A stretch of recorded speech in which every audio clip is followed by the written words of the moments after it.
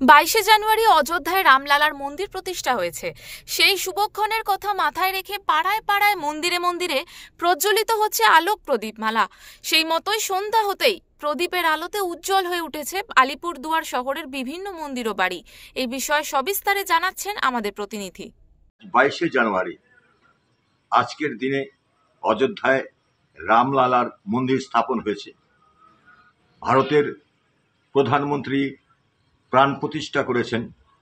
সেই সুবাদে সারা আলিপুরদুয়ার থেকে ধরে সারা বিশ্ব এবং ভারতবর্ষ তো বটেই, সব ঘরে ঘরে প্রজ্বলিত হচ্ছে আলোক প্রদীপমালা। আমরা দেখেছি আলিপুরদুয়ার শহরের বিভিন্ন মন্দিরে আলোক সাজে সুসজ্জিত হয়েছে।